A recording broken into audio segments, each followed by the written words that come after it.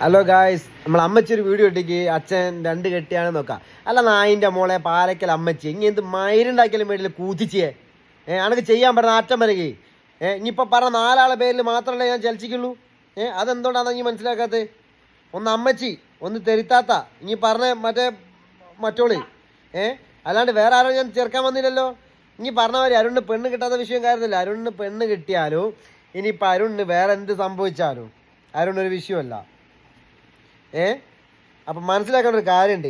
ഇനി ഏത് ഭൂലോകം വെടിയാണെന്നുള്ളത് നമുക്കറിയാം. ഇനി ഒന്നില്ലെങ്കിൽ ചെറുപ്പത്തിൽ ഒരു കല്യാണപ്പോലെ പോയിട്ട് ഒരു ചെറിയ ചെക്കൻ്റെ മാല വരെ അടിച്ചു മാറ്റിയ മറ്റോളല്ലടി.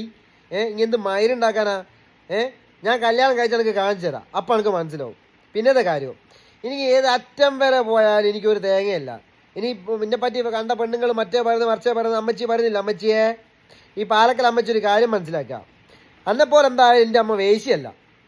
ഒരുത്തനെ കെട്ടിട്ട് മറ്റവരെ ജീവിച്ചിട്ടൊന്നുമില്ല. ഒരുത്തനെ കെട്ടിട്ട് ഒരുത്തനെ കൂടെ തന്നെ ജീവിച്ചുള്ളൂ. ഇനി പറയുന്നില്ല അരുണിൻ്റെ അച്ഛൻ രണ്ടാണെന്ന്. അരുണിൻ്റെ അച്ഛൻ ഒന്നേയുള്ളൂ, അത് ബഷീർ തന്നെയാണ്. എനിക്ക് പാലക്കൽ അമ്മച്ചി ഏത് തരം വരെ തരംകാരിയാണെന്നും ഏത് തരത്തോളം പോകുന്നുള്ളതും നമുക്കറിയാം. പിന്നെ പുറത്തുള്ള പെണ്ണുങ്ങൾ അരുണിനെ പറ്റി ഒന്നും പറയില്ല.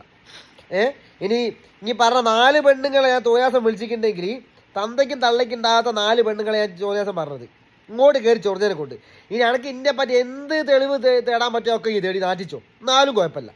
നാറ്റിച്ചിട്ട് ഒരു ഉളുപ്പില്ലാത്തവരെ പോലെ ആക്കിയാലും അരുണ്ടൊരു കുഴപ്പമില്ല. അന്നേ നാറ്റിക്കും.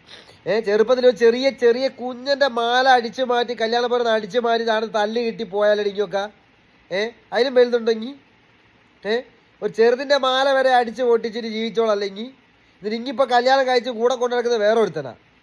എന്നിട്ട് ഓൻ്റെ താങ്ങി കുറെ കഴിഞ്ഞിട്ട് അടുത്തോടെ തപ്പി നടക്കും. അങ്ങനത്തെ അമ്മച്ചി ഒരു കാര്യം മനസ്സിലാക്കുക. ഇനി ഒരു കാര്യം മനസ്സിലാക്കാം.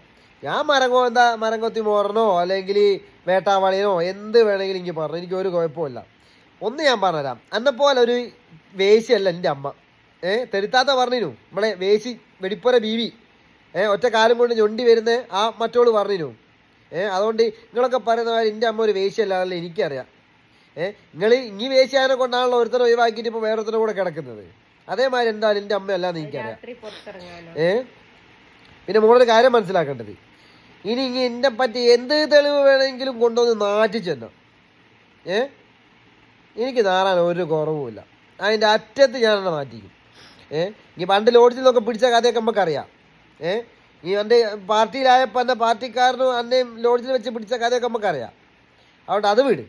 ഇനി കുറേ കാലമായാലും 18 കേസുണ്ട് എന്നും പറഞ്ഞ് നടക്കുന്നത്. എന്താ കണക്കാ 18 കേസ് പൊന്തിയില്ലേ? പൊന്താത്തനെ കൊണ്ടായിക്കില്ലേ പൊന്തുന്നവനെ കൊണ്ട് നടക്കുന്നത്. ഇപ്പോൾ പൊന്തിക്കേ, ഇനി ഓനെ കൊണ്ട് പൊന്തിച്ച് നടക്ക്. എന്നിട്ട് ഓനെ കൊണ്ട് പൊന്തിച്ച് നടന്നിട്ട് ആ 18 ഒന്ന് ഇവിടെ എത്തിക്ക്. കുറേ കാലമായാലും 18 എന്ന് പറയുക ഒറ്റയ്ക്ക് പൊന്താത്തനെ കൊണ്ട് എന്താക്കി ആദ്യമുള്ള ഭർത്താനോ പൊന്തിക്കാൻ ശേഷിയില്ലാത്തതിനെ കൊണ്ട് പുതിയ ഒരുത്തനെ പൊന്തിക്കാൻ കൊണ്ടുവന്ന് 18 കേസുണ്ടല്ലോ. 18 കേസും പൊന്തിക്കണമല്ലോ. അപ്പോൾ മോൾ ആദ്യം പൊന്തിച്ച് കാണിക്കും. ഇന്നോട് ചലിക്കാൻ വല്ല മറ്റോളെ കേട്ടിക്കോ. ഇനി എന്ത് മയില് വേണേ കാണിക്കോ. ഇനി അപ്പോൾ തോന്നിയാസം പറഞ്ഞതിന് വലിയ എന്ത് തേങ്ങ വേണമെങ്കിലും ചെയ്തോ. Okay, by.